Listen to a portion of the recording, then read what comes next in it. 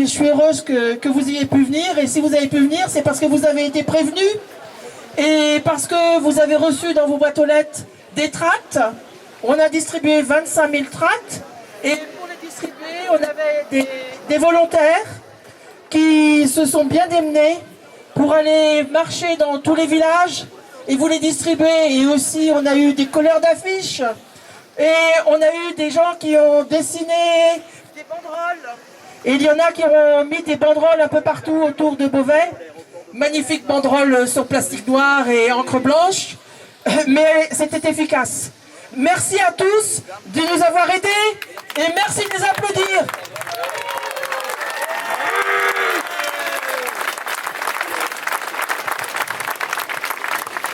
Alors juste un petit mot d'introduction sur Alto Tarmac. Vous voyez, on a ce nouveau sigle Alto Tarmac.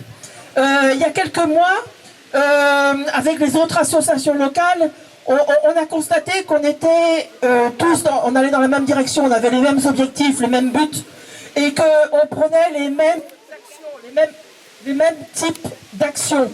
Et donc on est convenu de constituer ce collectif. Pardon, ça marche pas très bien. On est convenu de constituer ce collectif Halte au Tarmac. Et nos associations individuellement ne disparaissent pas dans Halte au Tarmac. On n'est pas dilués, au contraire, on s'enrichit de l'expérience des autres et ça nous permet d'avoir des actions peut-être plus efficaces et on vous en parlera un peu plus tard dans la journée. Aujourd'hui, je ne sais pas si vous étiez nombreux déjà, le 24 juin dernier, à Beauvais avec nous, on était parti du pont de Paris. Depuis un an, il s'est passé quand même quelques événements, et notamment la désignation du candidat. Donc aujourd'hui, on a un nom pour l'exploitation de l'aéroport, et on a aussi un programme de développement. Alors, le nom, bon, Aegis, associé à Bouygues, associé à un fonds d'investissement espagnol, Serena. Voilà. Est-ce que c'est vraiment si important? Je ne sais pas. Ce que je sais, c'est qu'ils reprendront l'aéroport le 1er octobre.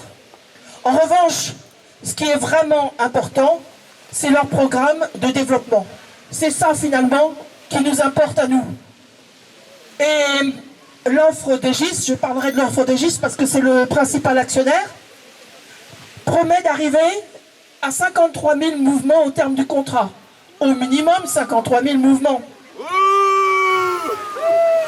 Nous avons donc bien un doublement du trafic par rapport à l'année 2019. Et pourquoi l'année 2019? Parce que l'année 2019, c'est l'année aujourd'hui de référence pour tous les aéroports.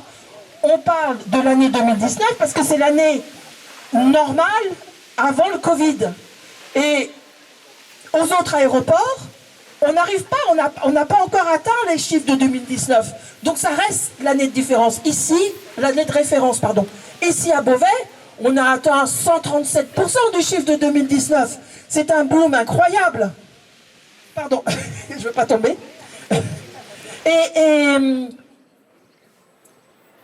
Cependant, pour des raisons de communication, Madame Cailleux ne nous parle pas de 53 000 mouvements.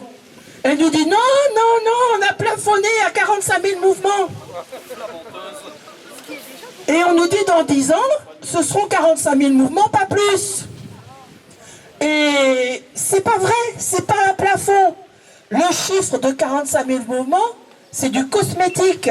C'est simplement de la communication pour éviter de parler des 53 000 mouvements qui viendront plus tard. Car si on parle très fortement des 45 000 mouvements, on murmure à peine que c'est pour les premières années.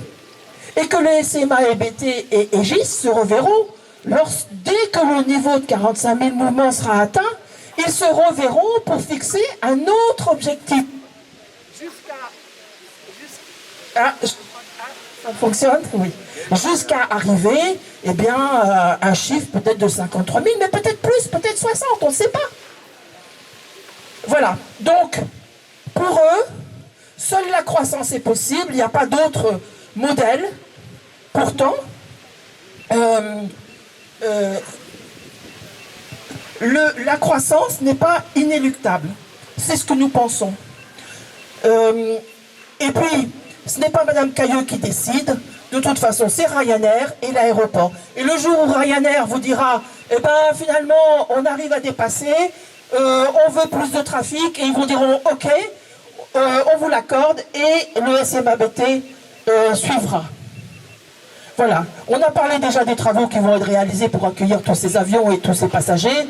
Je ne vais pas revenir dessus, on l'a fait en réunion publique. Et pour nous riverains, qu'est-ce qui reste? Eh bien, le bruit, la détérioration de la qualité de l'air, les maladies, les décès prématurés. C'est ce qui nous attend. Et l'extension de l'aéroport n'est pas acceptable. Nous irons en justice pour réclamer le respect de nos droits. Nous avons lancé avec les autres associations une collecte de fonds. Vous avez reçu les liens pour pouvoir nous donner. Et on a d'ailleurs déjà reçu des fonds et je tiens à vous en remercier chaleureusement. Tout ça, c'est pour nous tous. Hein, c'est pour notre avenir, pour nos enfants. Et tout à l'heure, on distribuera un feuillet pour détailler les actions que nous attendons de vous. Parce qu'on ne peut pas tout faire et vous aussi, vous devez agir, chacun dans vos communes. Donc notre objectif, c'est toujours le plafonnement de l'aéroport à son niveau actuel. Et ce niveau est raisonnable. Il permet à l'aéroport de bien vivre. D'ailleurs, il a permis de distribuer une prime d'intéressement aux salariés. Et on s'en réjouit. On est content pour les salariés qu'ils aient cette prime. Mais ça montre bien qu'au niveau actuel, l'aéroport est rentable. Et la croissance n'est donc pas inéluctable. Et puis on est content aujourd'hui de vous voir tous ensemble là. Et nous avons des élus qui nous soutiennent. Et ça c'est important parce que ce n'a pas été le cas toujours. Aujourd'hui notre sénateur Alexandre Ouizil, je ne sais pas s'il est déjà là, il va arriver tout à l'heure, il participe à nos manifestations, il prendra la parole. Il a déposé une proposition de loi pour demander un moratoire sur la croissance des aéroports. On a aussi Olivier Pacot, sénateur, qui n'a pas pu venir pour un événement familial. Et il a pris position pour dénoncer les nuisances et les pollutions liées à l'aéroport de Beauvais et la nécessité de pouvoir vivre correctement sur notre territoire. Et aujourd'hui, alors je ne sais pas s'ils sont tous là, mais il était prévu qu'on ait... Je sais qu'on a déjà quelques maires. La maire de Bonlier est venue me voir... je ne sais pas si les maires de Velaine, d'Acourt, de Terdonne sont là, ils devaient venir. Et puis on a des conseillers municipaux de diverses communes. J'ai vu de Milly-sur-Thérain, j'ai vu de Tillé. Et j'ai parlé hier avec Madame Catherine Martin, la maire de Tillé. Elle m'avait déjà prévenu qu'elle ne pouvait pas venir ce matin, aujourd'hui, parce qu'elle était prise par un événement familial. Mais elle m'a dit, surtout, dites bien aux gens que je suis là, que je suis engagée personnellement et pour ma commune pour un plafonnement de l'aéroport, et elle se bat contre les SMABT propriétaires de l'aéroport depuis que ce projet a commencé à poindre. Elle a voté contre les résolutions en faveur de la croissance et elle estime que sa commune de Tillé est déjà très affectée par la pollution, les odeurs de kérosène. Je ne sais pas si vous êtes allé vous promener à Tillé récemment et si vous y habitez, vous le savez. Les parkings privés, les incivilités des passagers. Voilà, Tillé ne pourra pas supporter plus de pollution et de détérioration du cadre de vie. Ces maires qui réclament un plafonnement de l'aéroport doivent être soutenus par nous, les habitants. C'est pas toujours facile pour eux de monter contre Madame Cayeux et les autres élus de l'agglo du Beauvaisis. Il faut leur confirmer qu'ils sont sur le bon chemin et qu'on est là aussi pour les soutenir. Et puis, il y a les autres, ceux qui n'ont encore rien fait, pris aucune décision. Il faut aller les voir, il faut leur expliquer ce qui nous attend et leur dire qu'il faut eux aussi qu'ils soutiennent le plafonnement.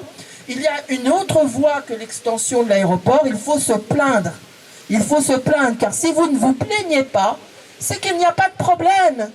Si votre maire n'entend rien, si votre élu, député ou sénateur n'entend rien, c'est que vous avez accepté la croissance actuelle.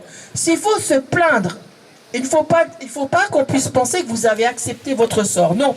Dans chaque commune, allez voir les élus, c'est le seul moyen de les inciter à prendre position. Et nous sommes disponibles pour aller rencontrer les conseillers municipaux et leur parler avec vous. Et puis on a travaillé sur des ateliers de formation populaire pour mieux appréhender les sujets. Alors on a mis en ligne déjà quelque chose sur les trajectoires pour vous expliquer comment ça fonctionne. On travaille sur d'autres, merci, on travaille sur d'autres ateliers